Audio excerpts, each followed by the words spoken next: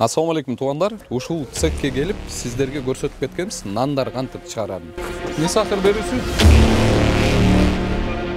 Бул жерлер интересно болуп атканда бизге ак ушундай материалдарды коюшуп туруп, биздин максат ушундай ишкерлерди оңдоп коюш. Тоокан эле окуп турбайчы. Ушул жерге киргенде бул жакта казандар туруп бардак болчу.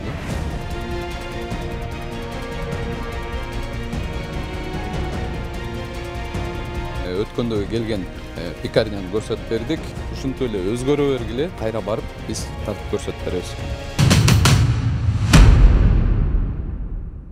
Не может быть ограничен доступ журналиста к информации, представляющей общественный интерес, затрагивающей права, свободы и законные интересы граждан. Статья 4. Закон Кыргызской Республики о защите профессиональной деятельности журналиста.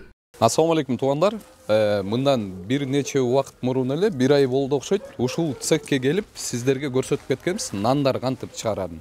ББ Мамутов деген нандарды андан кийин бизге байланышка чыгышты. Бул жакта ремонт кылдык дейт, результатыбызды көрсөтүп коелук дегенбиз. Кандай иштер жүрдү ушул жерде аракет кылышыптыр. Бул жактын эмнеси болом дедиңиз? Бияк цехтин иштеринен көзөлмөчүсү болом. Ушул жерде карайсыңар, Бул жерлер интересно болуп атканда бизге, биздин подписчиктерибизге дагы, элдерге дагы бул жактар жасап турсуңар, О, бияка дайындалган. Анткени силер келген учурда бияка бул цехке жаңы көчкөн болчубуз. Азыр болсо могу цехти өзгөртүп, ошону. Канча болду эле бияка көчкөнүрө? Бир айдан ашпалды, бир жумадай болуп калды. Биздин келгенибиздин результаты тийиптир да. Оңолуп калды. Бул жакта ошондо нандар муздайт турабы? Мен ушул жерге эсимде бар да, ушул жерде туруп алып айткамда менчи бул жактын ээсине дагы мен душман эмесмин депчи. Несакыр долбоору наоборот ушундай биздин максат мисалы жаап салуу эмес да. Бул жака да түшүнүктүү болуп айтып коеюн. Бир жерде барып бирөөнүн бизнесин талкалап жаап салуу эмес. Наоборот ошол кемчиликтерин айтып алдыга түртөбүз да. Ошондо мисалы ушул жерлердин баары жасап коюп турсаң болот.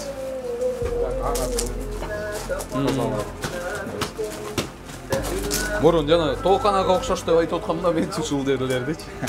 Чын эле ушундай эле болсо тооканага окшош болду. Ал учурда жаңы көчкөндүктөн бир аз кыйынчылыктар болуп калды, азыр болсо шарттар өзгөрүлдү да.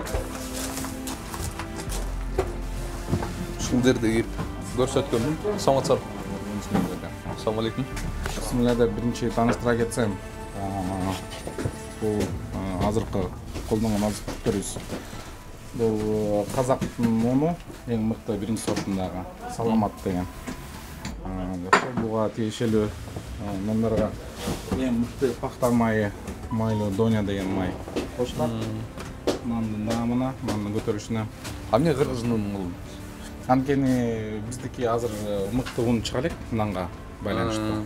Ошон үчүн казактар келет. Анткени тандырга чаптаганда да ошого да влиять этет. Буларды жасадыңарбы? Булар жасалып бул ийленгенден кийин ордун алганга турулат биякта. Андан кийин биякта болсо колго ийленип, ордун алгандан кийин тияктан тандырга берилет да.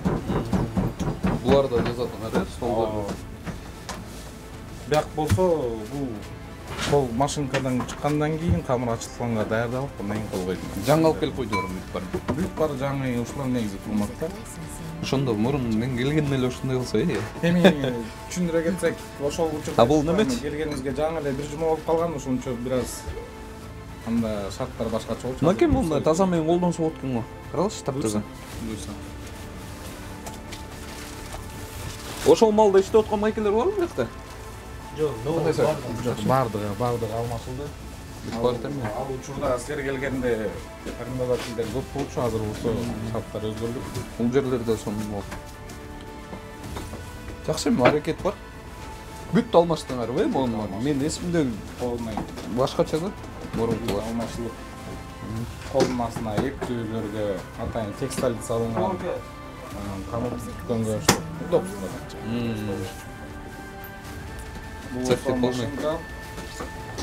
Камыр ийлеген жактан чыгып, даярдалып, андан кийин тияка ачытылып даярдалгандан кийин тияктан колго ийленет. Камыр обязательно колго ийлениш керек, ачытылыш керек.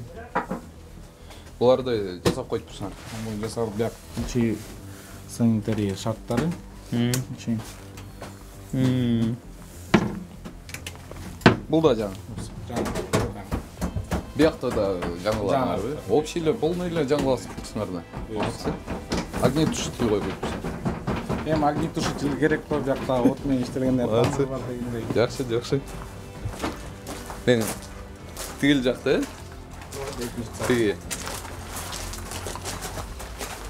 Биз келип кеткенден кийин, ушинтип карап кеткенден кийин алмашат го, ушинтипчи өзгөрүлүп, жана жаңы жазалган кадимкидей настроением ачылып калат да.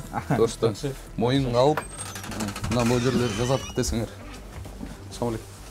Ошо биякта деле бүт жерде колдонгон ундар саламат, ушул бирдин сорттарында.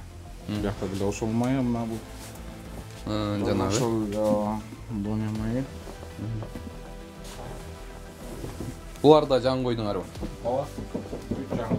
Анан кийин постоянно эле ушундай иштейсиңерби жаңы? Биз кеткенден кийин кайра? Шарт жок, шарттары түзүлүп атат.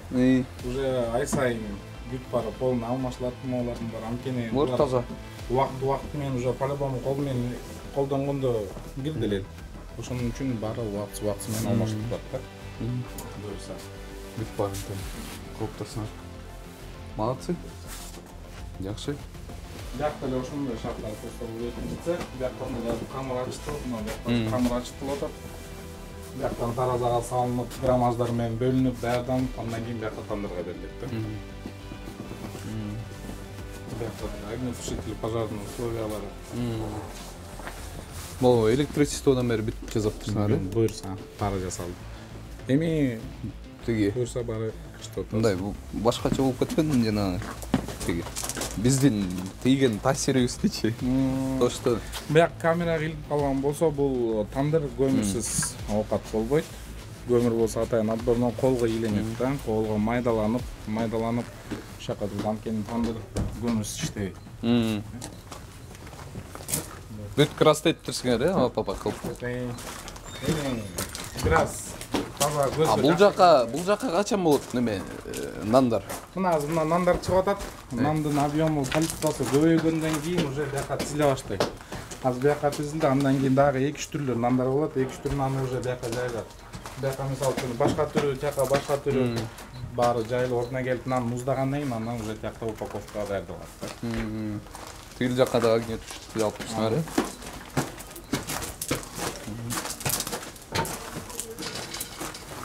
Бияк болсо, ман полкалардан муздап уже өз кабылын алгандан кийин бияктан упаковкаланат. Упаковкалар бияка уже пакет менен тургандан кийин бияктага уже упаковкалангандары чыгат да. Упаковкалары чыгып тиякта бүт баары даванып анан уже машина түрүндө даяр. Бул жакта тартып. Бул жакта өзүңөр тамак жасайсыңар, Тамак жасап жейсиңер, Буларга да шарт түзүп берген турбайсыңарбы? Буюрса. Өткөндө мындай эме болчу да, бош болуп калган. Бияк раздевалка. Жакшы эми. Бул болсо кийинки уже запасы даярда. Атайын пленкамен жайып койгонбуз кирдебесин. Тияк уже алмашканга убакыт келгенден кийин анан пленкасы ачылып уже тияка турат да буюрса. Ушинтип аракетиңерди көрсөтүп берип атабыз азырчы. Бул силер мисал продажаңар түштүбү баягы? Эми бир аз болду. Ошон үчүн айтып атпаймынбы, бул не сахар долбоору деген мисалы жаап сала турган проект эмес депчи. Анан аракет кылып турсак, конечно, бирок баары бир жаңы цех ачыш керек болот. Аракет кылабыз. Буюрса эми азыр жаңы көчкөндүктөн ошого шарт байланыштуу. Бир аз азыр бияктан бутка туруп алсак, андан кийин уже тияка. Качан сала баштайсыңар? Буюрса эмдиги жылга аракет кылабыз. Эми азыр өзүңөр түшүнөсүңөр. Азыр сурабыз салып эле кыйынчыраак. Буюрса эмдиги жылга аракет кылып уже жаңы цех салып. Бирок иштей бергиле, бирок баары бир жаңы цех керек да. Туугандар айтып кетчү нерсе. Өткөндө азыр мындай өзүнчө тагыраак айтып коеюн, бул ак ушундай материалдарды коюшуптур, мунун баарын алмаштырышыптыр.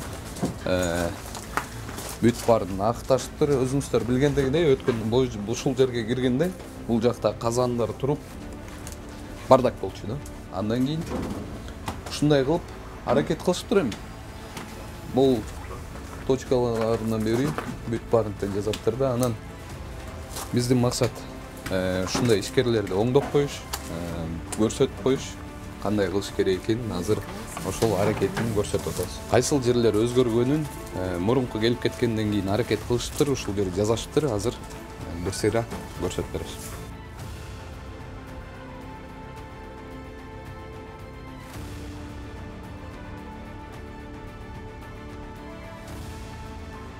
Алып бериптир, форма алдык. Барына, индивидуально барында аты жөнү менен форма алынат. Ремонт бүт элек дагы эле жасалып атат. Сергелип кеткенден кийин көп шарттарды өзгөртүп атабыз буюрса. Эми колдон келиши, бирок азыркы учурда ремонт эле көрсөтүүсүн өзгөргөндөй кабары дагы эле болуп жатат. Азыр шүбөнкүлөр төгүлүп, трамбовка даярдаган уктап келет, цемент келет. Эми бияктан жаңы цех салынганга чейин убактылуу бияктан иштеп условия түзүүгө аракет кылып атабыз да.